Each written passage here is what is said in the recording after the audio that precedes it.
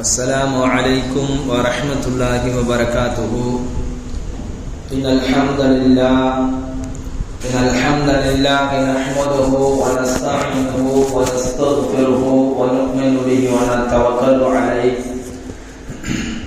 ونعوذ بالله من شرور أنفسنا ومن سيئات أعمالنا.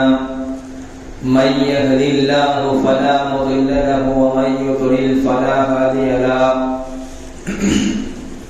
ونشهد أن لا إله إلا الله وحده لا شريك له.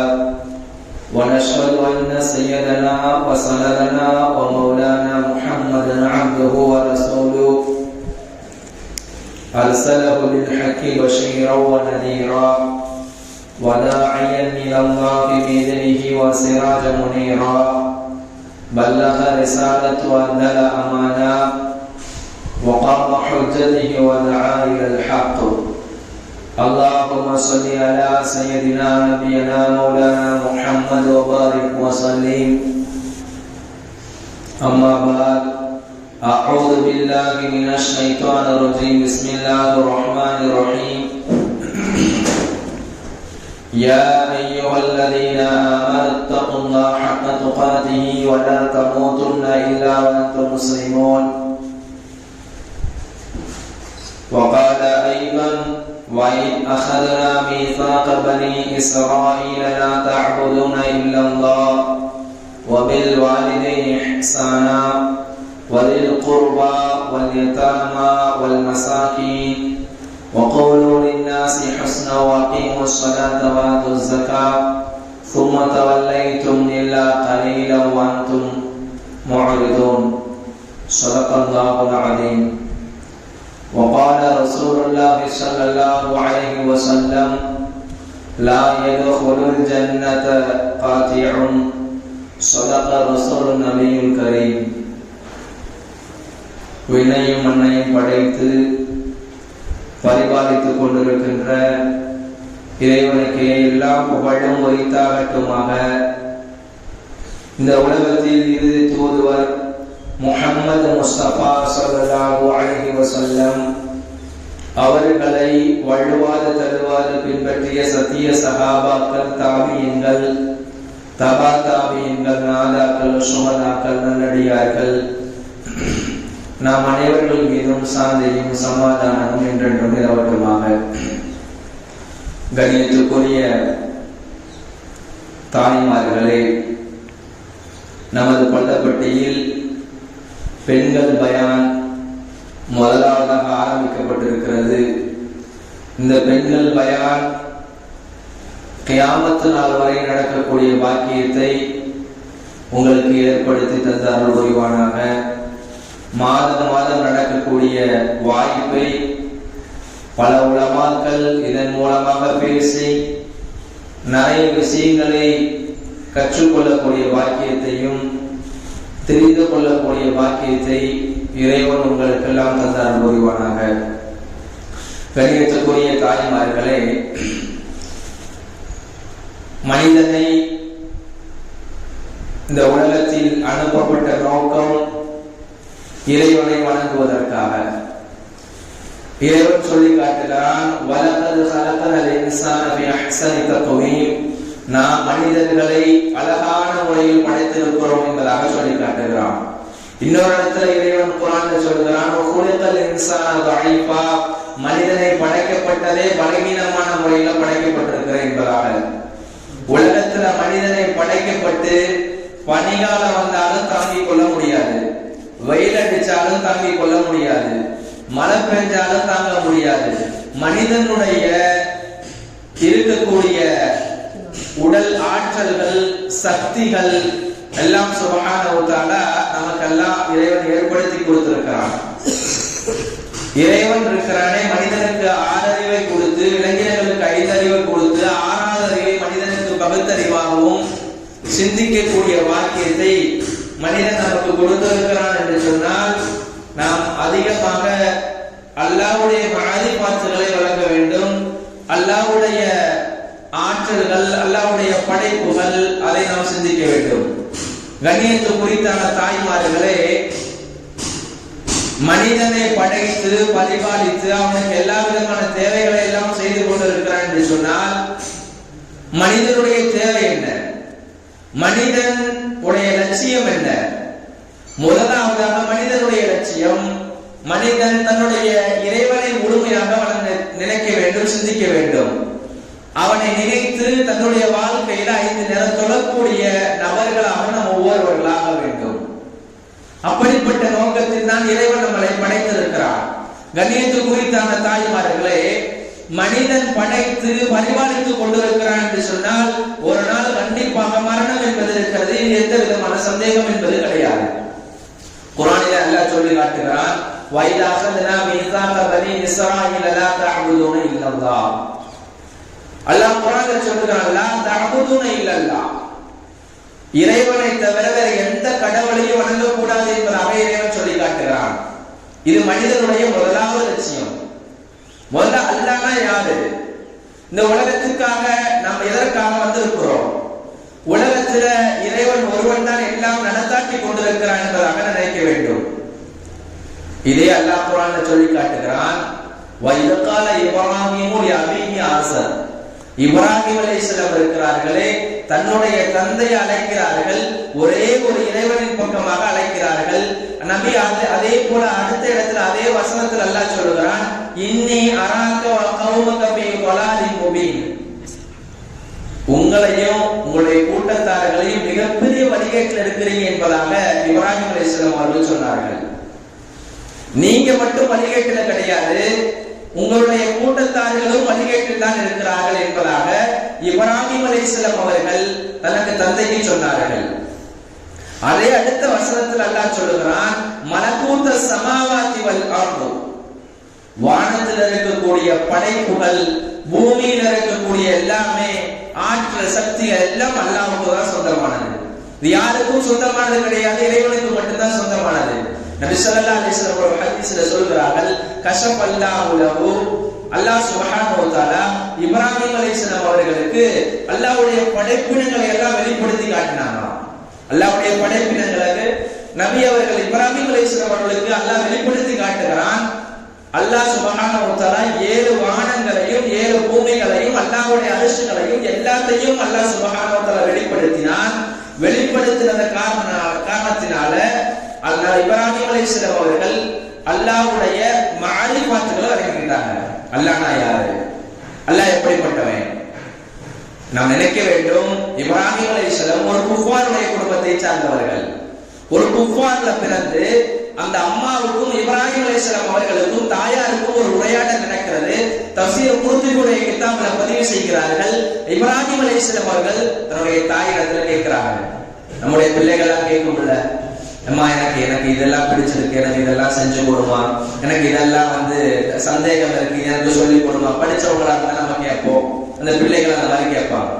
இப்ராஹிம் அலைஹிஸ்ஸலாம் நபித்துவம் பட்டம் கிடைப்பதற்கு முன்பாக இப்ராஹிம் அலைஹிஸ்ஸலாம் தன்னுடைய தந்தை இடத்துல கேட்கிறார், தன்னுடைய தாயார் இடத்துல கேட்கிறார்கள், அம்மா உம்மாவே, உன்னை படைச்சது யாரு, என்ன படைச்சது யாரு, என்னுடைய இறைவன் யாரு, உன்னுடைய இறைவன் யாரு என்பதாக கேட்கிறார்கள். அதுக்கு தாயார் சொல்லுகிறார்கள், உன்னுடைய இறைவன் இருக்கிறான், நான் தான் உன்னுடைய இறைவன். தாய் சொல்கிறார், உன்னுடைய மகனை பார்த்து உன்னுடைய இறைவன் இருக்கிறார்களே, நான் தான் என்பதாக சொல்லுகிறார். இப்ராஹிம் அலைஹிஸ்ஸலாம் மறுபடியும் கேட்கிறார்கள், உன்னுடைய இறைவன் யார்? என்னுடைய இறைவன் அபூக, உன்னுடைய தந்தை தான் என்னுடைய இறைவன் சொன்னாங்க. சரி, அபூகு அவருடைய இறைவன் யாரு? அத்தாங்க சொல்றியம்மா, என் வாப்பாவுடைய இறைவன் யார் என்பதாக கேட்டார்கள். அதற்கு அந்த தாயார் சொல்கிறார்கள், வாப்பாவுடைய இறைவன் நம்ரூதாக இருக்கிறான், அவர் தான் உங்களுடைய வாப்பாவுடைய இறைவன். அடுத்ததாக இப்ராஹிம் அலைஹிஸ்ஸலாம் கேட்கிறார்கள், நம்ரூதுடைய இறைவன் யார் என்பதாக. உடனே அந்த அம்மா கன்னத்துல ஓங்கி தன்னுடைய மகனை அடிச்சு போறாங்க. காரணம், அதற்கு பிறகு சொல்ல முடியல. உன்னுடைய இறைவன் யாரு, உன்னுடைய அத்தாவுடைய இறைவன் யாரு, நம்ரூதுடைய இறைவன் யாரு, என்னுடைய இறைவன் யாரு என்பதாக இப்ராஹிம் அலைஹிஸ்ஸலாம் அவர்கள் கேட்டுக்கொண்டே வருகிறார்கள். நம்ரூதுடைய இறைவன் யார் என்பதாக கேட்கிறார்கள். இதற்கு மேல் அந்த அம்மாவுக்கு எந்த பதிலும் வரவில்லை. அந்த அம்மா சொல்லக்கூடிய வார்த்தை எதுவுமே சொல்லாமல் அவர் ஸ்தம்பித்து போய் நிற்கிறார்கள். ஓங்கி கன்னத்தில் தன்னுடைய மகனை அழைக்கிறார்கள். இதற்கு மேலே எதுவும் சொல்ல முடியவில்லை, அடித்து விட்டு முடிகிறார்கள். இதுல நமக்கு என்ன தெரிகிறது? நமக்கா இருந்தாலும் தன்னுடைய பிள்ளைகளுக்கா இருந்தாலும் அல்லாஹ்வுடைய மாலிபாத்துகள். அல்லாஹ்னா யாரு? இந்த உலகத்தில் நாம் படைக்கப்பட்ட நோக்கம் என்ன? அதை நாம் ஒவ்வொருவரும் விளங்கிட்டோம்னு சொன்னா இதை விட மிகப்பெரிய ஒரு புத்திசாலியாக இருக்க முடியாது. நாம் சிந்திக்க வேண்டும். ஒவ்வொரு நபிமார்களுக்கும் 40 வயதுல தான் நபித்துவம் பட்டமே கிடைச்சிச்சு. காரணம் யாருன்னு சொன்னா தன்னுடைய வாலிபத்தை தன்னுடைய 20 வயதாக இருக்கட்டும் 25 வயதாக இருக்கட்டும் தன்னைத்தானே ஒவ்வொரு நபிமார்களும் பரிசுத்தப்படுத்த வேண்டும், தன்னைத்தானே தூய்மைப்படுத்திக் கொள்ள வேண்டும். அதற்கு அடுத்தபடியாக தான் 40 வயதிலே நபித்துவம் பட்டம் என்பது கிடைக்கிறது. ஒவ்வொரு நபிமார்களுக்கும் குடும்பங்கள் எல்லாம் இருந்துச்சு. ஒவ்வொரு நபிமார்களும் குடும்பத்தோடு எல்லாம் வாழ்ந்தார்கள். இப்ராஹிம் அலைஹிஸ்ஸலாம் இருக்கிறார்களே, தன்னுடைய முதலாவது பெண்மணி சாரா அம்மையாரை திருமணம் முடிக்கிறார்கள். திருமணம் முடித்த பிறகு வெகு நாட்களாக, வெகு மாதங்களாக, வெகு வருடங்களாக குழந்தை இல்லாமலே இருக்கிறார்கள். ஹாஜிரா அம்மாவை இரண்டாவது மனைவியாக திருமணம் முடிக்கிறார்கள். அவர்கள் மூலமாக இஸ்மாயில் அலைஹிஸ்ஸலாம் அவர்கள் பிறக்கிறார்கள். அதன் மூலமாக அந்த அம்மா கர்ப்பிணி ஆன பிறகு சாரா அம்மா அவர்கள் கூறுகிறார்கள். இந்த வார்த்தை கஸஸுல் அம்பியாவுடைய கிதாபுகளிலே பதிவு செய்யப்படுகிறது.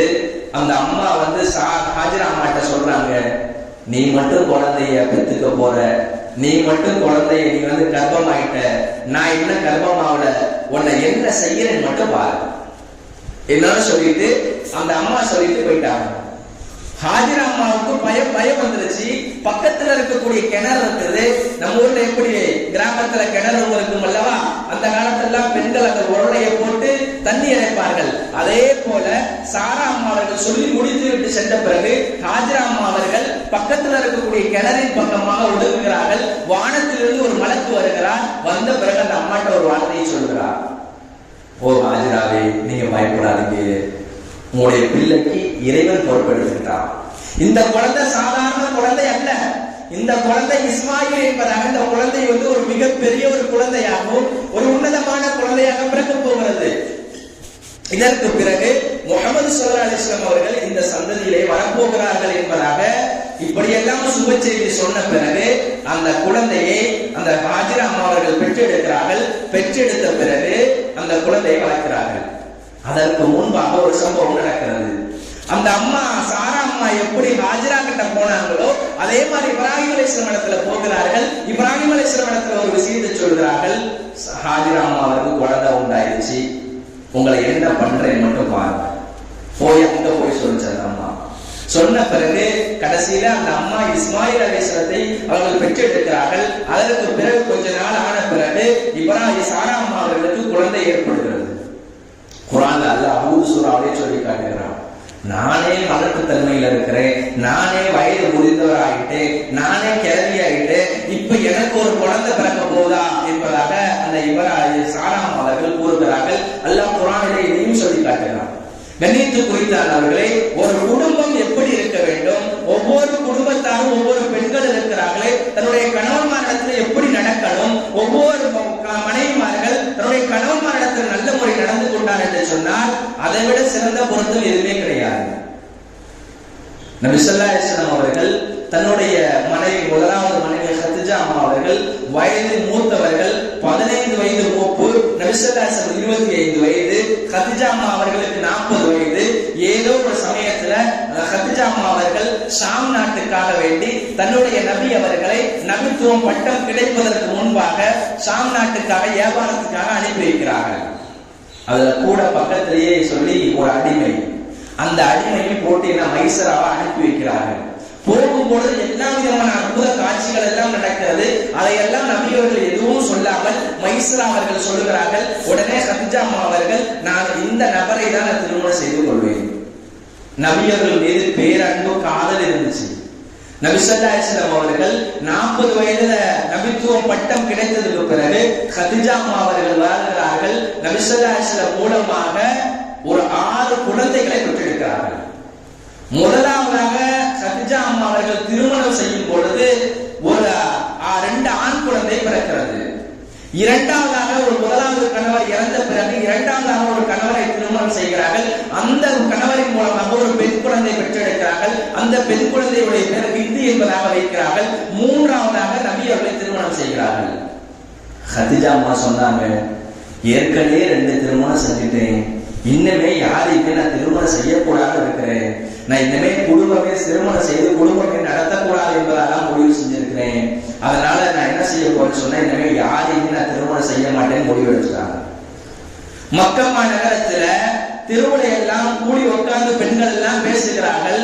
அகமதி என்பதாக மக்கமா நகரத்தில் வந்திருக்கிறார் என்பதாக இதெல்லாம் மக்கள் ரொம்ப ஆச்சரியமாக பார்த்தார்கள். நபி அவர்கள் இருக்கிறார்களே, நபி ஸல்லல்லாஹு அலைஹி வஸல்லம் அற்புதங்களை எல்லாம் பார்த்து விட்டு அந்த பெண்மணி திருமணம் செய்கிறார்கள். 6 குழந்தைகளை பெற்றெடுக்கிறார்கள். கடைசியாக அந்த பெண்மணி நபியோடு வாழ்ந்து மரணிக்கிறார்கள். நபி ஸல்லல்லாஹு அலைஹி வஸல்லம் அவர்கள் இபாதத் செய்து கொண்டிருந்தாலும் சரி, சவுருடைய குகையில அவர்கள் சாப்பாடு எடுத்துட்டு போய் நபி ஸல்லல்லாஹு அலைஹி வஸல்லம் அவர்களுக்கு கொண்டு போய் கொடுப்பாங்க. ஜிப்ரீல் அலைஹிஸ்ஸலாம் வானத்திலிருந்து வந்து யுக்ரிவு ஸலாம இலல் கதீஜா, கதீஜா அம்மா அவர்களுக்கு அல்லாஹ் சலாம் சொல்லி இருக்கிறான் என்பதாக இந்த வார்த்தையை சொன்னார்கள். காரணம் என்ன? தன்னுடைய கணவர் ஒரு நாளும் தன்னுடைய நபி அவர்களை எதிர்த்து பேசியது கிடையாது. நபி ஸல்லல்லாஹு அலைஹி வஸல்லம் அவர்கள் தன்னுடைய மனைவிமாரிடத்துல, தன்னுடைய மனைவி கதீஜா அம்மாவிடத்துல ஒரு நாளும் ஒரு வார்த்தை உயர்த்தி பேசியது கிடையாது.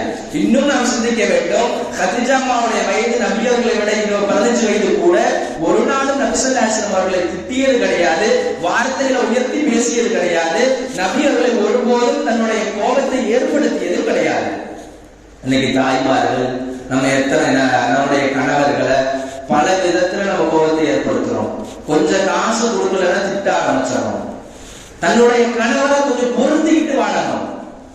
பக்கத்து வீட்டு கணவர் கொஞ்சம் அதிகமா சம்பாதிச்சிட்டாருன்னா அந்த பெண்மணி இப்படி ஒரு வார்த்தை சொல்லிருச்சுன்னா, எங்க வீட்டு கணவரை எனக்கு வருஷத்துல ஒரு 10 புடவை எடுத்து கொடுக்குறாரு, எங்க வீட்டு கணவர் வெளிநாட்டுல அவர் சம்பாதிக்கிறது 20,000 இருந்தாலும் கூட எங்க வீட்டு கணவர் 50,000 சம்பாதிக்கிறார் தெரியுமா?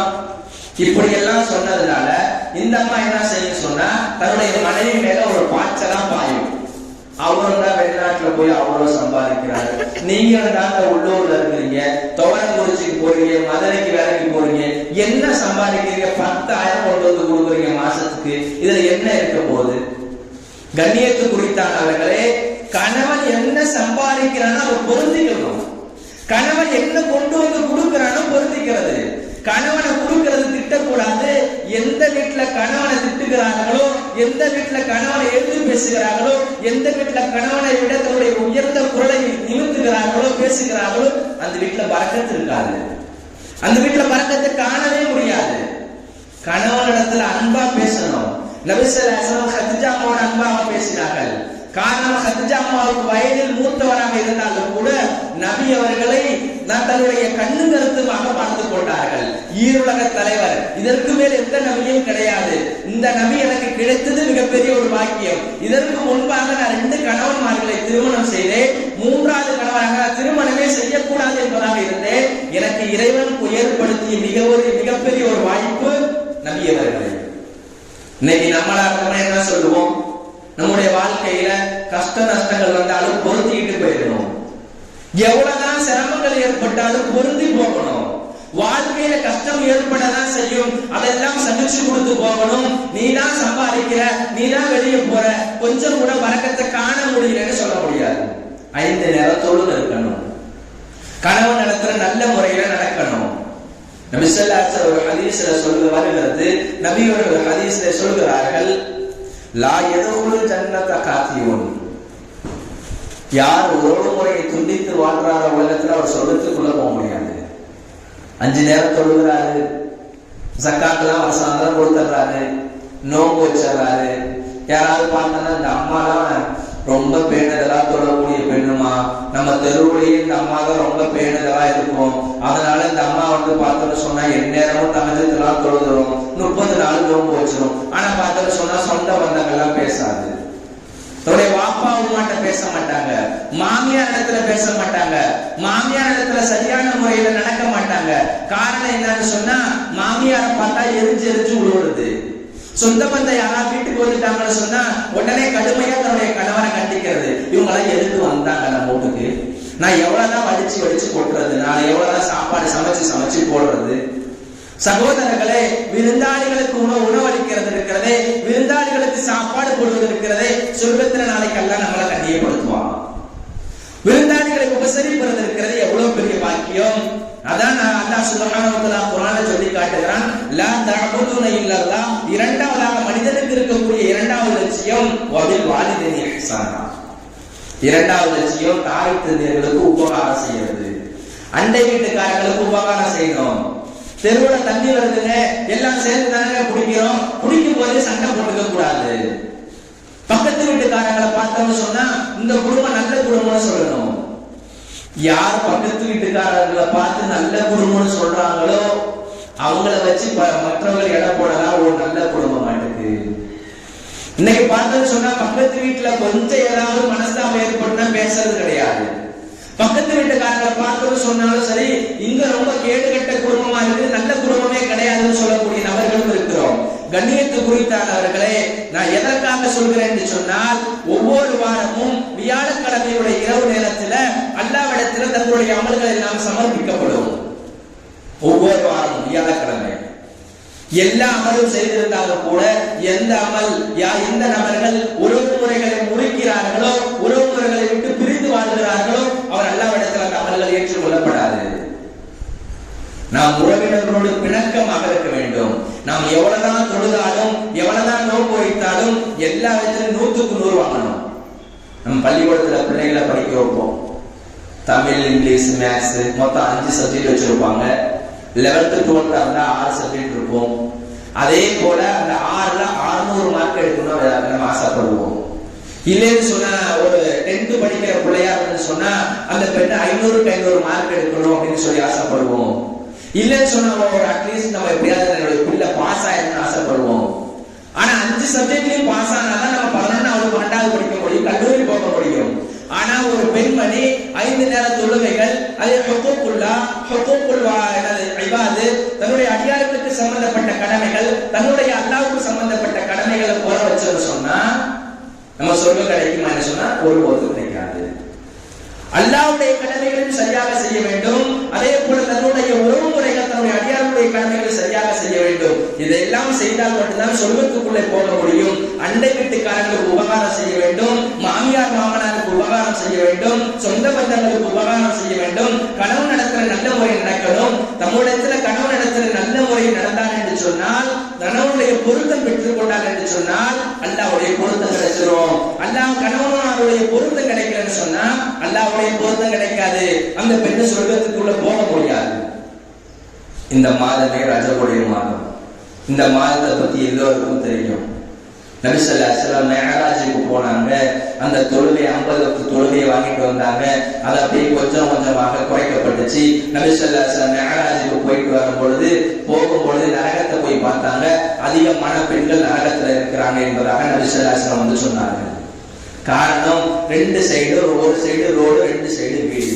அந்த அம்மா அந்த வாசப்படி, இந்த அம்மா இந்த வாசப்படி, 2 பேரும் ஒரு கதை போல பேசுறது. அந்த வீட்டுல என்னமா அப்படி நடந்துச்சாமே, என்னமா நடந்துச்சு? ஒரு பெண்மணி திருமணம் செய்து கொஞ்ச நாள் ஆனா கூட அந்த பெண்மணியை வச்சு நம்ம கலவுவோம். அப்படியே தெருவே அந்த ஊரை சுத்தும். நான் எதற்கு சொல்கிறேன் என்று சொன்னால், எந்த பெண்மணிகளும் அடுத்தவருடைய குடும்பத்தை பற்றி புறம் பேசக்கூடாது, அடுத்தவருடைய விஷயத்தில் நம்ம ஈடுபடக்கூடாது. எந்த பெண்மணி அடுத்தவருடைய குடும்பத்துல பேசுகிறார்களோ நம்ம கிட்ட இருக்கக்கூடிய விஷயங்கள் அதிகமான குறைகள் இருக்கிறது, நாம் திருத்த வேண்டும். ஒரு பெண்மணிக்கு இப்பதான் கல்யாணம் ஆயிருக்கும், ஏதோ கொஞ்சம் மனஸ்தாபம் அந்த வீட்டுல ஏற்பட்டு ஒரு 3 மாசம் தான் இருக்கும், ஏதோ குடும்பத்துல கொஞ்சம் பிரச்சனையா இருக்கும். இங்க 2 நம்ம வீட்டுக்கு ஆப்போசிட் உட்காந்து பேசும். அந்த பிள்ளை கல்யாணம் ஆச்சு, அது தலாக்கு வரையும் பேச்சாமே, அந்த பொண்ணு சொலா கேட்குதாமே, அப்படியா? இதெல்லாம் சொல்றது உண்மையா பொய்யா? அந்த வீட்டுல லேசா கசடுகள் ஏற்பட்டிருக்கும், அதை சரி செய்யலாம். அது சரி செய்தா 2 பேரும் ஒன்றாக வாழலாம். ஆனா நம்ம பேசுறது நடுவுல ரோடு, இந்த அம்மா இந்த சைடு வாசப்படி அவங்க வீட்டுல, அந்த அம்மா அந்த சைடு வாசப்படி உட்காந்துக்கிட்டு 2 பேரும் புறம் பேசணும்னு சொன்னா நமக்கு என்ன கிடைக்க போகுது? சகோதரிகளே, தாய்மார்களே, முதல்ல நம்ம இடத்துல வெட்க உணர்வு இருக்க வேண்டும். உஸ்மான் ரலியல்லாஹு அவர்கள் வெட்கத்துக்கு பேர் போனவர்கள். ஃபாத்திமா அவர்கள் வெட்கத்துக்கு பேர் போனவர்கள். சஹாபாக்கள் எடுத்துக்கொண்டாலும் வெட்கத்துல பேர் போனவர்கள். வெட்கம் இருக்கிறதை ஈமான பாதி என்பதாக சொன்னார்கள். இன்றைய காலத்துல நம்ம யாராவது தொப்பி போட்ட மனுஷன் ரோட்ல கொஞ்சம் நடந்து போறாங்கன்னு சொன்னா, ஏதோ தொப்பி போட்ட ஜமாசாத்தி தான் போறாரு, ஏதோ அஜரத்து தான் போறாரு, முக்காடை எடுத்து கொஞ்சம் போடுவோமா, கொஞ்சம் யோசிப்போம். யாராவது பால்காரர் வந்துட்டாங்க வீட்டுக்கு, யாராவது ஒரு நபர் தெருவுல நடந்து போறார் அந்நிய மனிதர், அவரை பார்த்தா தலையில தூவல முக்காடு போட மாட்டோம். சகோதரிகளே, அல்லாஹ்வுக்கு பயப்படுங்க. அஜரத்துக்கோ ஜமாசாத்திக்கோ அந்நிய ஆண்களுக்கு பயப்படாதீங்க. அந்நிய ஆண்களை கண்டா ஒரு வேஷம், அதே போல தொப்பி போட்ட மனிதர் ஜிப்பா போட்ட மனிதர் தெருவுல போறாருன்னா அவரை கண்டோனே அப்புறம் தான் நம்ம தலையில துணிய போடுறோம்.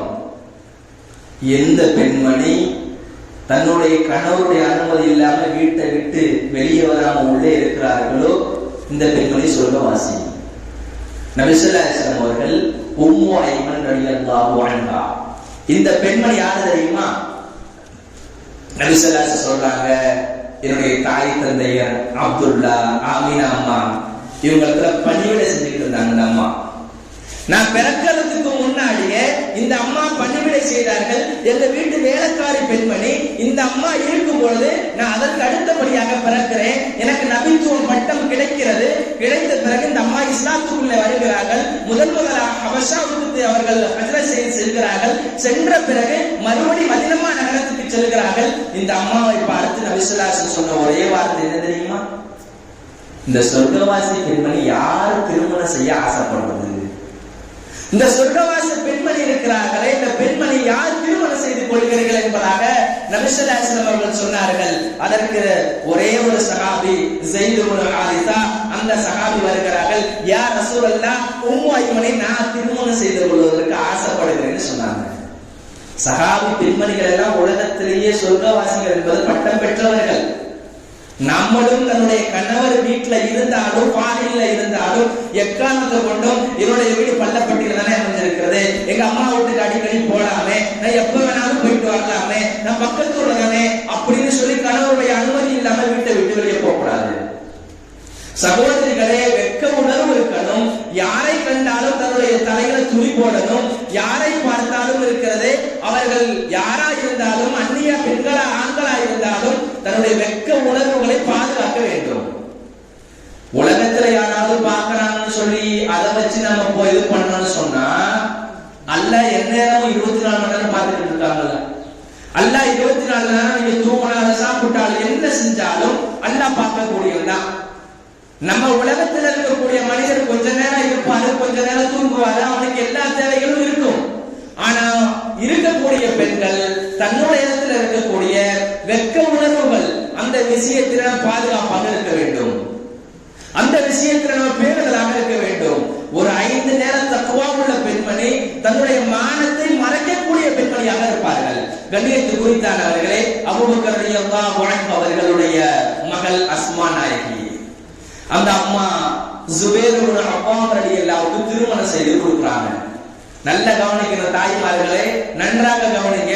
ஜுபைர் இப்னு அவ்வாமுக்கு தன்னுடைய மகளை திருமணம் செஞ்சு கொடுக்குறாங்க. ஜுபைர் இப்னு அவ்வாம் ரலியல்லாஹு அன்ஹு எந்நேரமும் தன்னுடைய மனைவி மேல கொஞ்சம் எரிஞ்சு விழுவாரு. ரொம்ப ரோசப்படக்கூடிய ஒரு நபர். ரோசம் இருக்கும்ல, தன்னுடைய மனைவி இடத்துல ரோசம் பண்ணக்கூடிய கணவன்மார்கள் இருப்பார்கள். அதே போல ஜுபைர் இப்னு அவ்வாம் ரலியல்லாஹு தன்னுடைய மனைவி அஸ்மா நாயகி இடத்துல ரோசமாக நடப்பார்கள். கொஞ்சம் கோபப்படக்கூடிய நபராகவும் இருந்தார்கள். ஒரு தடவை மதீனா நகரத்துல ஒரு பேரிச்சம்பழம் ஏவாடி பேரித்தம்பழம் கூட தூக்கிட்டு வராரு. பேரித்தம்பழம் வைக்கலாம்னு சொல்லிட்டு அஸ்மா நாயகி வீட்டுக்குள்ள இருக்கிறாங்க. அஸ்மா நாயகி இடத்துல அனுமதி கேட்கிறார்கள். நம்ம வீட்டுக்கு முன்னாடி வெளியில திண்ணை இருக்கும்ல, திண்ணையில கொஞ்ச நேரம் காத்தோட்டமா வெளியில உட்காரலாமே, வெயில் காலமா இருக்கிறதுனால கொஞ்ச நேரம் 4 பேர் உட்கார்ந்து பேசலாமே அப்படின்னு சொல்லி உட்கார்ந்து இருப்போம். அதே போல அஸ்மா நாயகி வீட்டுல இருக்கிறாங்க. ஒரு பேரிச்சம்பழ வியாபாரி தெருவுல வந்து கொண்டிருக்கிறார். அவர் பேரிச்சம்பழம் விற்று கொண்டிருக்கிறார். வீட்டுக்கு அஸ்மா நாயகி வீட்டுக்கு முன்னாடி வந்திருக்கிறார். அந்த பேரிச்சம்பழ வியாபாரி ஒரு அனுமதி கேட்கிறார். எம்மா, உங்க வீட்டுக்கு முன்னாடி நான் பேரிச்சம்பழம் போடுவதற்காக விற்கிறதுக்காக கடை போட்டுக்கிறேன், எனக்கு அனுமதி கொடுக்குறீங்களான்னு சொல்லி கேட்டார். ஒரு வியாபாரி அஸ்மா நாயகி இடத்துல எனக்கு கொஞ்சம் அனுமதி கொடுக்கலைன்னு கேட்டாங்க. அதுக்கு அஸ்மா நாயகி சொன்ன வார்த்தை என்ன தெரியுமா?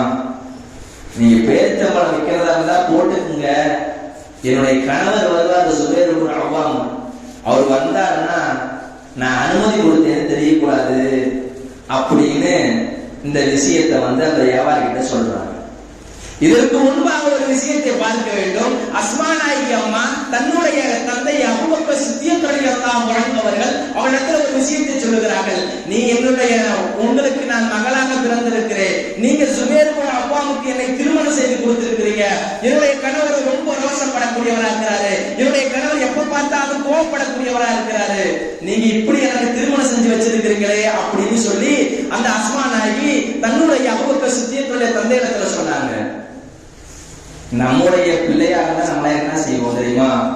கல்யாணம் பண்ணி குழந்தையே பெற்றா கூட தன்னுடைய மருமகன் ரொம்ப எரிஞ்சு உழுகுறான்னு சொன்னா, எம்மா குழாம் கொடுத்துட்டு வந்துருமா, அவனோட வாழ்ந்ததெல்லாம் போதும், நம்ம வீட்டுல வாமா இருந்துக்கலாம், உனக்கு இன்னொரு மாப்பிள்ளை இதை விட பெஸ்டான மாப்பிள்ளைய கொடுக்குறேன், அந்த மாப்பிள்ளைய பார்த்து உனக்கு கட்டி கொடுக்குறேன் தான் நம்ம சொல்லுவோம்.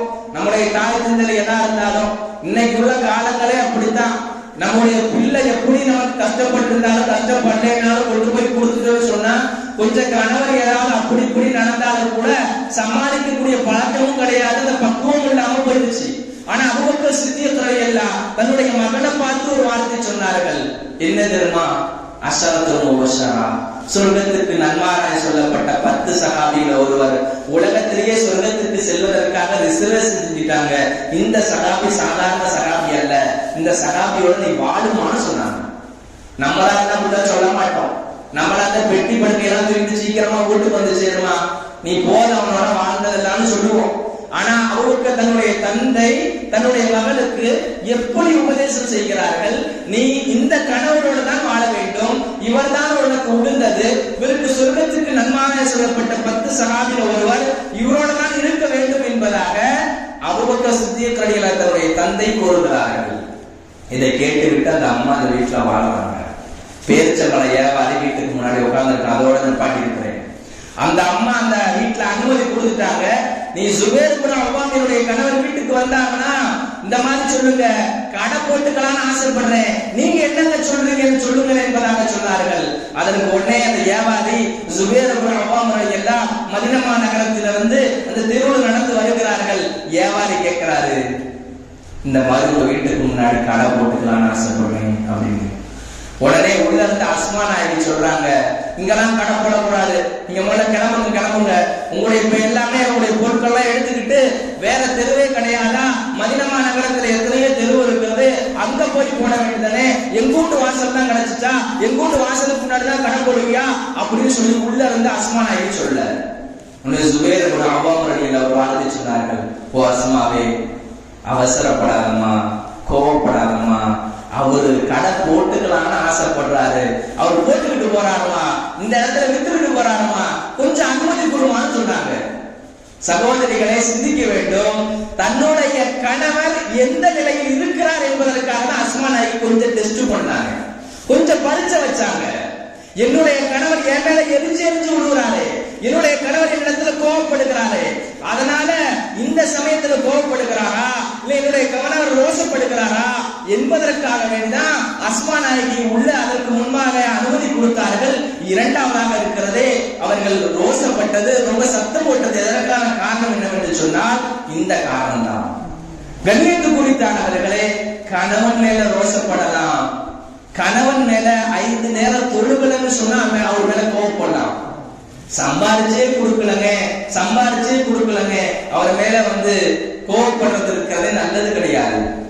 காரணம் என்ன சொன்னா, 5 நேரம் தொழுகையில போட்ட 5 நேரம் பள்ளிவாசலுக்கு போக மாட்டேங்கிறாரு, 5 நேரம் பள்ளிவாசல் தொழக்கூடிய கணவரா கிடையாது. இது எதற்காக பெண்கள் பயான் வைக்கப்படுகிறது சொன்னா, ஒவ்வொரு தாய்மார்க்கத்துல தன்னுடைய குடும்பத்துல தீன் வந்துருச்சுன்னா ஆண்களிடத்துல பரிபூர்ணமான தீன் வந்துடும். ஒவ்வொரு பெண்களும் 5 நேரம் தொழக்கூடிய பெண்கள் ஆகிட்டாங்கன்னா ஆண்களும் 5 நேரம் தொழக்கூடியவனா ஆயிடுவான். தன்னுடைய பெண்கள் இருக்கிறார்களே வீட்டுல வெக்க உணர்வோடு நடந்தார் என்று சொன்னால் கணவன் நல்ல முறையாக நடப்பான். இதுதான் இருக்கிறதே தனக்கு உண்டான ஒரு இது. நபி ஸல்லல்லாஹு அலைஹி ஹதீஸ்ல சொன்னார்கள், தன்னுடைய கணவர் வீட்டை விட்டு வேலைக்கு போயிட்டு வெளியே வந்தார்னா தன்னுடைய மனைவிமார்கள் இருக்கிறார்களே நல்ல குளித்து விட்டு மேனியில நறுமண வாசனை தான் வரணும், வேற இந்த மாதிரி தான் இருக்கணும் என்பதாக தன்னுடைய அழகுபடுத்திக் கொள்ள வேண்டும் என்பதாக நபியர்கள் சொன்னார்கள். எந்த பெண்மணி திருமண நிகழ்ச்சிக்காகவோ இல்ல வெளியில பர்ச்சேஸுக்காக போறோமோ, வெளியில எங்கேயாவது ஒரு நிகழ்ச்சிக்காக செல்கிறோமோ, அப்ப எல்லாம் அத்தரெல்லாம் பூசிக்குவோம், வாசன தடவை எல்லாம் பூசிக்குவோம். நம்ம வீட்டுல என்னென்ன அத்தர்லாம் இருக்குதோ இல்லாத அத்தர்லாம் கணவனை வாங்கிட்டு வர சொல்றது. வெளிநாட்டுல இருக்கும் போதே அங்க இருந்து தன்னுடைய கணவனை சொல்லிடுறது, இன்னென்ன பொருளோட வந்துருங்க, இந்த அத்தர் தான் எனக்கு ரொம்ப பிடிக்கும், இந்த நறுமணத்தை தான் நீங்க வாங்கிட்டு வாங்கணும்னு சொல்லிடுவோம். அங்க இருந்தே கணவர் வாங்கிட்டு வந்துருவாரு.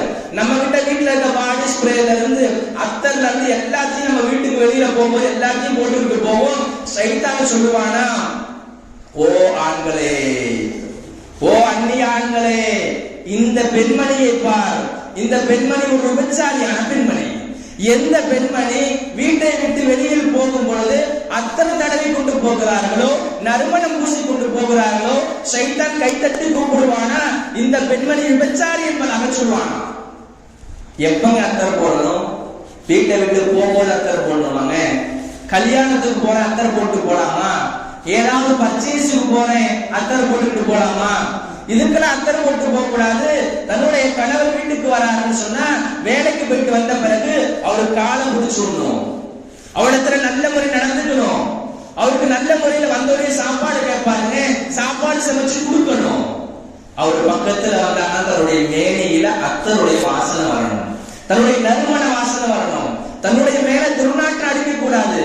இன்னைக்கு பார்த்தோம்னு சொன்னா எல்லா பாடிஸ்மே அத்தர்லாம் இருக்குது. ஆனா கணவர் வீட்டுக்கு வந்தான்னு சொன்னா தன்னுடைய மேடையில துர்நாற்றம் தான் அடிக்கிறதே ஒழிய அன்னான குடிக்கிறது கிடையாது. 2 நாள் ஆனாலும் சரி, 3 நாள் ஆனாலும் சரி, ஏதோ தமிழ்நாட்டுல கொஞ்சம் பஞ்சமா என்னன்னு தெரியாத மாதிரி, பஞ்சமா இருக்கிற மாதிரி, தமிழ்நாட்டுல மழையே பெய்யாத மாதிரி 3 நாள் குடிக்காத பெண்களும் இருக்கிறார்கள். நான் ஏன் பதிவு செய்கிறேன் என்று சொன்னால், இந்த விஷயம் எல்லாம் தன்னைத்தானே சுத்தப்படுத்திக் கொள்ள வேண்டும். அல்லாஹ் சொல்லுகிறான், இன்னல்லாஹ யுஹிப்புத் தவ்வாபீன வ யுஹிப்புல் முத்தத்தஹிரீன். யார் சுத்தமாக இருக்கிறார்களோ அல்லாஹ் அவர்களை பிரியப்படுகிறான் என்பதாக குர்ஆனுடைய ஆயத்திலே வருகிறது. தன்னுடைய சுத்தத்தை பேண வேண்டும், தன் மேல இருக்கக்கூடிய வாடை வரக்கூடாது, நறுமணம் தான் வீசணும். தன்னுடைய கணவர் வந்தாலும் சரி அவரிடத்துல அக்கறையா நல்ல முறை நடந்துக்கணும். ஒரு பெண்மணி ஹாரிசா, உமாமத்து பின் ஹாரிசா, மிகப்பெரிய ஒரு சீமாட்டி. அந்த பெண்மணி தன்னுடைய மகளை ஒரு அரசருக்கு திருமணம் செஞ்சு கொடுக்குறாங்க. திருமணம் செய்து கொடுக்கிறதுக்கு முன்னாடி ஒரு 10 விஷயங்களை எல்லாம் சொல்றாங்க. அந்த 10 விஷயங்கள் சொல்ல முடியாது, ஒரு சில விஷயங்களை மட்டும் சொல்லி நான் முடிச்சுக்கிறேன்.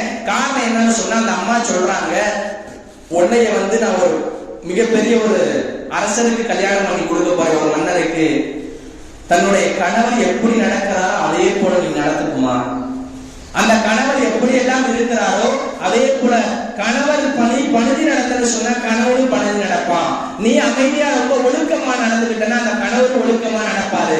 அதே போல அந்த அம்மா சொன்னாங்க, தன்னுடைய சொந்தக்காரர்கள் உறவு முறைகளை பேணி வாழ மதிக்க தெரிந்து கொண்டு சொன்னாங்க.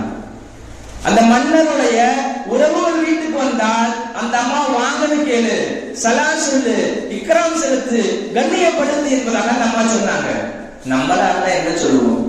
நம்ம ஏழை வீட்டு பெண்மணியா இருந்தாலும் கூட, நம்ம கொஞ்சம் பணக்கார வீட்டு பெண்மணியா இருந்தாலும் கூட, ஒரு பணக்கார மாப்பிள்ளைக்கு நம்முடைய பிள்ளைய கொடுக்கிறோம்னு சொன்னா போனே சொல்லக்கூடிய வாரத்தை கல்யாணம் பண்ணி முடிக்கிறதுக்கு முன்னாடியே சொல்லிடுறோம் நம்ம பிள்ளைகிட்ட, நீ போகக்கூடிய வாழ்க்கை எப்படி தெரியுமா, மிகப்பெரிய பணக்கார குடும்பம், மாப்பிள்ளை மிகப்பெரிய செல்வந்தர், கோடி கணக்குல வெளிநாட்டுல சம்பாதிக்கிறாரு. ஒரு வீட்டுல ஒரே ஒரு வீடு, அதுல ஒரு வீட்டுல 2-3 வீடுலாம் இருக்குது. அதனால நீ என்ன செய்யணும் சொன்னா, போனோடனே தன்னுடைய சொத்து பத்தங்களை எல்லாம் கைப்படுத்தி நீதான் அரசியா இருக்கணும், நீதான் ராணியா இருக்கணும். இவ்வளவு நாளா அவனுடைய மாமியார் தான் இருந்தாங்க, அந்த அம்மா கைக்குள்ள போட்டு வச்சுக்கிட்டு நீதான் அரசியா இருக்கணும் நம்மளா இருந்தா அப்படிதான் சொல்லுவோம் நம்முடைய பெண் பிள்ளைகளுக்கு. நான் உனக்கு ஒரு 10-20 பவுன் நகையை போட்டு கொடுக்குறேன், நீங்க கல்யாணம் பண்றது ஒரு கோடீஸ்வரன் ஒரு சீமானுக்கு நான் கொடுக்குறேன், அதனால நீ தன்னுடைய சொத்து பத்தெல்லாம் அடக்கி வச்சுக்கணும்னு சொல்லுவோம். சகோதரிகளே, அந்த அம்மா சொன்ன வார்த்தை என்ன தெரியுமா, நீங்க எவ்வளவுதான் மன்னருக்கு நீ திருமணம் செய்து கொடுத்தாலும் மன்னருடைய பொண்ணு சிக்கனமா பயன்படுத்திக் கொள்ளு, வீணரையும் செய்யக்கூடாது. அல்லாஹ் அதேதான் சொல்லுகிறான், குலு வஷ்ரபு வலா துஸ்ரிஃபு இன்னஹு லா யுஹிப்புல் முஸ்ரிஃபீன். நல்ல சாப்பிடுங்க, நல்ல குடிங்க, ஆனா வீணரையும் செய்யாதீங்க. இன்னைக்கு ஒரு செல்லுல 2 ரீசார்ஜ் பண்ணிக்குவோம், ஒரே செல்லுல 2 சிம் கார்டு இருக்கும், 2 சிம் கார்டுலயும் 2 ஜிபி ஓடிக்கிட்டே இருக்கும். கேட்கன்னு சொன்னா இல்ல இது எங்க வீட்டுக்கார்ட்ட பேச, இது எங்க அம்மாட்ட பேச. எங்க வீட்டுக்காரர் வெளிநாட்டுல இருந்து போன் பண்ணாருன்னா இந்த நம்பருக்கு பண்ணுவாரு, அந்த 2 GB ஒரு நாளைக்கு முடிஞ்சிருங்க. இந்த இது இருக்குதே என்னுடைய சொந்த பந்தம், என்னுடைய அம்மா கிட்ட பேச. இது இஸ்லாமில் கட்டுப்பட்டது. கணவனுடைய பொருட்கள் எப்படிப்பட்டவனாக இருந்தாலும், அவன் சீமானாக இருந்தாலும், கோடீஸ்வரனாக இருந்தாலும், தன்னுடைய பெண் பிள்ளைகளுக்கு நாம் சொல்ல வேண்டிய கடமை என்ன தெரியுமா? சிக்கனமா வாழணும். சகாபாக்கள் இதுதான் நினைச்சார்கள். நபி ஸல்லல்லாஹு அலைஹி வஸல்லம் காலத்துல எனக்கு சிந்தனைக்கு வருகிறது, தபூக்குடைய யுத்தம் நடக்கிறது. உஸ்மான் இப்னு அஃபான் ரலியல்லாஹு ஒரு 1000 திர்ஹத்தை கொண்டு வந்து நபி ஸல்லல்லாஹு அலைஹி வஸல்லம் கொடுக்கிறாங்க. அல்பு தீனார் என்பதாக தஃசீரிலே வருகிறது. 1000 தீனாரை கொடுக்கிறார்கள். நபி ஸல்லல்லாஹு அலைஹி வஸல்லம் கையில தூக்கி போட்டுக் கொண்டு விளையாடுகிறார்கள், ரொம்ப சிரிக்கிறார்கள். காலையுடைய ஃபஜ்ருடைய நேரம் ஆகும் வரை நபி ஸல்லல்லாஹு அலைஹி வஸல்லம் உஸ்மானுக்காக துஆ செய்து கொண்டிருக்கிறார்கள். உஸ்மான் ரலியல்லாஹு ஒரு மிகப்பெரிய ஒரு செல்வ சீமாட்டி, ஒரு சீமான் என்பதாக சொல்லலாம். இஸ்லாத்துக்கு முன்பாக கோடீஸ்வரர், இஸ்லாத்தை ஏற்றதுக்கு பிறகு கோடீஸ்வரர், அப்படிப்பட்ட ஒரு கோடீஸ்வராக இருந்த ஒரு சகாபி. அதே போல முஸ்அப் இப்னு உமைர் ரலியல்லாஹு, இந்த சகாபி மக்கமா நகரத்துல பிறந்த ஒரு சகாபி. இந்த சகாபி மிகப்பெரிய ஒரு கோடீஸ்வரர். நபி ஸல்லல்லாஹு அலைஹி வஸல்லம் மக்காவுடைய தெருவை பார்த்து சொன்னாங்க, உன்னுடைய அம்மா பாராட்டி சீராட்டி வளர்த்தாங்களே, இன்னைக்கு நீ மக்கமா நகரத்துல தெருவுல ஆடை எல்லாம் கிழிஞ்சு போய் நிக்கிறியம்மா இப்படின்னு சொல்லி முஸஅப் இப்னு உமைர் ரலியல்லாஹு பார்த்து நபியர்கள் ஒரு வார்த்தை சொன்னார்கள். இஸ்லாத்தை ஏற்பதற்கு முன்பாக சீமானாக இருந்தார்கள். இஸ்லாத்தை ஏற்ற பிறகு அல்லாஹ் ஒருபோதும் வீணாக்கவில்லை. கடைசிய நிலைமைகள் என்ன ஆனது தெரியுமா? அவர்கள் வஃபாத் ஆகும் பொழுது உஹதுடைய போரிலே வஃபாத் ஆகிறார்கள். ஒரே ஒரு போர்வை இருக்கிறது, தலையை மறைத்தால் கால் தெரிகிறது, கால் மறைத்தால் தலையை தெரிகிறது. நபி ஸல்லல்லாஹு அலைஹி வஸல்லம் சொன்னார்கள், இந்த போர்வையை தலையை மூடிக்கொள்ளுங்கள், காலை இதகம் இருக்கிறதை இலைகளை போட்டு மூடிக்கொள்ளுங்கள் என்பதாக சொன்னார்கள். இஸ்லாத்தை ஏற்பதற்கு முன்பாக ஒரு சீமானாக இருந்த நபர் இஸ்லாத்தை ஏற்ற பிறகு வஃபாத் ஆகும்போது கஃன் துணி கூட இல்லையே. உலகத்துல என்னங்க கொண்டு போக போறோம்? என்னங்க எடுத்துட்டு போக போறோம்? என்னங்க எது செஞ்சுட்டு போக போறோம்? சகோதரிகளே, நாம் உலகத்துல அதிகமாக அமல் செய்யணும். உங்களுக்கு ஒரு அமலை நான் கற்றுக் கொடுக்கிறேன், ரொம்ப இலகுவான அமல். இந்த அமலை செய்தோம் என்று சொன்னால் மிகப்பெரிய ஒரு சொர்க்கவாசிகளாக, மிகப்பெரிய ஒரு நன்மைகளை பெறக்கூடிய பெண்மணிகளாக நாம் ஆயிடலாம். காரணம், நபி ஸல்லல்லாஹு அலைஹி வஸல்லம் அவர்கள் தபூக்குடைய யுத்தத்துல போறாங்க. அந்த போர் முடிச்சிட்டு வரும் பொழுது இந்த போர் நடக்கல. இந்த போர் இரவு நேரத்துல என்ன செய்யறாங்க? நபி அவர்கள் ஒரு இடத்துல தங்குகிறார்கள். சஹாபாக்கள் எல்லாம் மட்டமிட்டு தூங்குகிறார்கள். தூங்கி கொண்டிருக்கும் பொழுது அதிகாலை நேரத்துல நபி அவர்கள் எழுந்திருக்கிறார்கள். இதா தலஅத்தி ஷம்ஸு, சூரியன் இருக்கிற ஒரு நாளும் இல்லாமல் ரொம்ப வெண்மையான, ரொம்ப ஒரு பிரகாசமாக இருக்கிறது. அத்தா ஜிப்ரீல் அலைஹிஸ்ஸலாம் வருகிறார்கள். நபியிடத்துல வந்த பிறகு நபி ஸல்லல்லாஹு அலைஹி வஸல்லம் ஒரு வார்த்தை கேட்கிறார்கள், ஏ ஜிப்ரீலே, ஒரு நாளும் இல்லாத சூரியன் இன்னைக்கு ரொம்ப பிரகாசமாக இருக்கிறது, என்ன காரணம்? என்ன காரணமே தெரியலையே, ஒரு நாளும் இல்லாமல் பிரகாசமாக இருக்கிறது சூரியன், என்ன காரணம் என்பதாக கேட்கிறார்கள். அதுக்கு ஜிப்ரீல் அலைஹிஸ்ஸலாம் சொன்னார்கள், மதீனா நகரத்துல முஆவியத்துல் லைஸி என்று சொல்லக்கூடிய ஒரு சஹாபி இறந்து போயிட்டாரு. அதுக்காக இன்னைக்கு அவருக்காக வேண்டி 70,000 மலக்குமார்கள் வானத்திலிருந்து வந்திருக்கிறாங்க மதீனா நகரத்துல. அவருடைய ஜனாசாவில கலந்துக்கிறதுக்காக வந்திருக்கிறாங்க அப்படின்னு சொன்னாரு ஜிப்ரீல் அலைஹிஸ்ஸலாம். நபி ஸல்லல்லாஹு அலைஹி வஸல்லம் கேட்கிறாங்க, ஒமாதாக்க, அவர் என்ன அமல் செஞ்சிருப்பாரு? அந்த சஹாபி என்ன அமல் செஞ்சிருப்பான்னு கேட்டாங்க. அதுக்கு நபி ஸல்லல்லாஹு அலைஹி வஸல்லம் சொன்னாங்க, அந்த சஹாபி இருக்கிறார்களே, அவர்கள் நின்றாலும் படுத்தாலும் தூங்கினாலும் நடந்தாலும் உட்கார்ந்தாலும் எந்நேரத்திலும் குல் ஹுவல்லாஹு அஹத், அல்லாஹு ஸமது, இந்த சூரா ஓடாம இருக்கவே மாட்டாங்களாம். இந்த சூரா ஓதிக்கிட்டே இருப்பார்களாம். இந்த தன்மையை, இந்த சிறப்புகளை பெற்ற சஹாபி முஆவியத்துல் லைஸ் தஃசீருடைய குர்துபியுடைய கிதாபுல பதிவு செய்கிறார்கள். அந்த ஜனாசாவுல 70,000 மலக்குமார்கள் கலந்துட்டாங்களாம். இந்த சஹாபி இருக்கிறார்கள், எந்நேரம் பார்த்தாலும் குல் ஹுவல்லாஹு அஹத், இந்த சூரா இருக்கிறது நமக்கு தெரியாத யாரும் இருக்க மாட்டார்கள். 5 வயசு மதரசா பிள்ளைகளை கேட்டாலும் சொல்றோம். அதே போல 60 வயசு வயதானிகள் மூதாட்டிகள் இருக்கிற அவர்கிட்ட கேட்டாலும் சொல்லுவாங்க. யாருக்கிட்ட இருந்தாலும் முஸ்லிமான நபரிடத்துல இந்த குல் ஹுவல்லாஹு அஹத் இந்த சூறாவை கேட்ட யாரும் சொல்லாம இருக்க மாட்டாங்க. இதுக்கு காசு கொடுக்க போறது கிடையாது. இதுக்கு ஒழு வேணுமான்னு சொன்னா ஒழு கிடையாது. ஜனாபத் இல்லாம இருந்தா போதும். தன்னுடைய குளிப்பு கடமையா இருந்து சுத்தமாகிக் கொண்டு எந்நேரமும் ஓடிக்கிட்டே இருந்தோம்னு சொன்னா, இந்த முஆவியத்துல் லைஸ் இருக்கிறாரே, அவர்களுக்கு 70,000 மலக்குமார்கள் வந்து ஜனாசாவில கலந்துக்கிட்டாங்க. இந்த ஒரு சூறாவின் மூலமாக என்பதாக ஹதீசுகளை வரலாறை பதிவு செய்யப்படுகிறது. அதே போல இன்னொரு சஹாபிக்கு நபி ஸல்லல்லாஹு அலைஹி வஸல்லம் சொன்னார்கள், ஒரு மனிதன் நபியிடத்துல வருகிறார், யா ரசூலல்லாஹ், எனக்கு பரக்கத்து இருக்கு, எனக்கு ரொம்ப நெருக்கடியான வாழ்க்கை, அல் ஃபக்ரு வ தய்யிபுல் மஈஷா, நான் வாழக்கூடிய வாழ்க்கை ரொம்ப கடினமான வாழ்க்கையில வாழ்றேன், நான் ரொம்ப ஏழ்மையா இருக்கிறேன், யா ரசூலல்லாஹ் நான் என்ன செய்யணும்னு கேட்டாங்க. அதுக்கு நபி ஸல்லல்லாஹு அலைஹி வஸல்லம் சொன்னாங்க, நீ வீட்டுக்கு போனன்னு சொன்னா ஃபஸல்லிம் சலாம், சலாம் சொல்லிட்டு போ. உங்க வீட்டுல ஆளே இல்லைங்க, தனக்கு தானே சலாம் சொல்லிக்கொள். ஃபஸல்லிம் அலைய, தனக்கு தானே சலாம் சொல்லிக்கொள். இரண்டாவதாக நபி ஸல்லல்லாஹு அலைஹி சொல்றார்கள், வீட்டுக்குள்ள போன பிறகு குல் ஹுவல்லாஹு அஹத் சூராவை ஓது. இந்த சூராவை ஓதுங்கள் என்று சொன்னால் உனக்கு மிகப்பெரிய நன்மைகள் இருக்கிறது, பரக்கத் இருக்கிறது, உன்னுடைய வாழ்க்கை ரொம்ப பிரகாசமாக இருக்கும், ரொம்ப பிரைட்டாக இருக்கும் என்பதாக நபி ஸல்லல்லாஹு அலைஹி வஸல்லம் சொல்லி காட்டினார்கள். சகோதரிகளே, தாய்மார்களே, இந்த குல் ஹுவல்லாஹு அஹத் சூரா ஓதுவதற்கு நமக்கு ரொம்ப சிரமம் கிடையாது. யாருக்கு ஏழை எளிய மக்களுக்கு காசு கொடுக்கணுமா, அது தேவை கிடையாது. இல்ல ஏதாவது நேரம் வேஸ்ட் ஆகுமா, கிடையவே கிடையாது.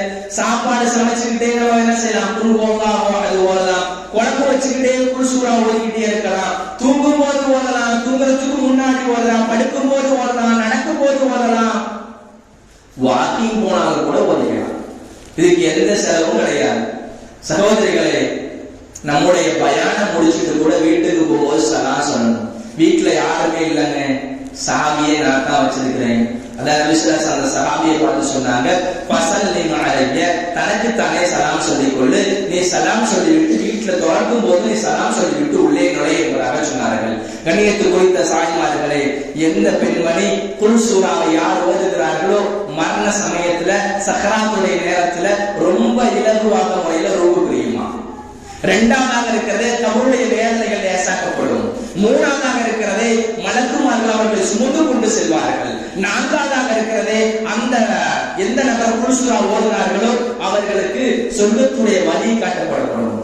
இந்த சைடு பக்கமா போங்களே, கபூர்ல இருந்து எழுந்திருச்ச பிறகு இந்த சைடு பக்கமா நீங்க சொர்க்கத்துக்குள்ள போகலே என்பதாக எந்த நபர் உலகத்துல குல் சூராவை ஓதினார்களோ அந்த நன்மைகள் கிடைக்கும் என்பதாக சொன்னார்கள். கண்ணியத்துக்குரிய தாய்மார்களே, அல்லாஹ் சுப்ஹானஹு வ தஆலா அதிகமான நமக்கு விளக்கத்தை கொடுக்கணும். நான் அந்த பயான கேட்கிற நோக்கம் என்னன்னு சொன்னா, தன்னைத்தானே சீர்படுத்த வேண்டும், தன்னைத்தானே ஒழுங்குபடுத்தணும், தன்னுடைய கணவருக்கு கட்டுப்பட்டு நடக்கணும், தன்னுடைய குடும்பத்துல கட்டுப்பட்டு நடக்கணும், தன்னுடைய அப்பா அம்மாட்ட நல்ல முறையில் நடந்து கொள்ளணும், தன்னுடைய கணவனிடத்துல தன்னுடைய சொந்த பந்தங்களை மதிக்க தெரியணும். நம்முடைய சொந்த பந்தங்களை மதிக்கிறோம் என்று சொன்னால், தன்னுடைய உறவினர்களை மதிக்கிறேன் என்று சொன்னால், லா யதுகுல் ஜன்னத காத்தியூன், அவர்கள் சொர்க்கத்துக்குள்ளே போக முடியாது என்பதாக நபி அவர்கள் சொல்லி காட்டினார்கள். கண்ணியத்து குறித்தானவர்களே, அல்லாஹ் சுப்ஹானஹு வ தஆலா உங்களுக்கும் எனக்கும் அதிகமான விளக்கத்தை தீனுடைய விஷயங்களை கொடுக்கணும். இந்த பயான் இருக்கிறதை மாதந்தோறும் நடக்கக்கூடிய பாக்கியத்தையும், உங்களுக்கு அதிகமான தீனுடைய விஷயங்களை அதிகமான விளக்கத்தையும் கொடுக்கணும். ஒவ்வொரு தாய்மார்களும், ஒவ்வொரு பிள்ளைகளும், ஒவ்வொரு தாய்மார்களும் தன்னுடைய கணவருக்கு கட்டுப்பட்டு நடக்கக்கூடிய பெண் பிள்ளைகளாகவும், அதே போல ஒவ்வொரு சின்னஞ்சிறு குழந்தைகள் தன்னுடைய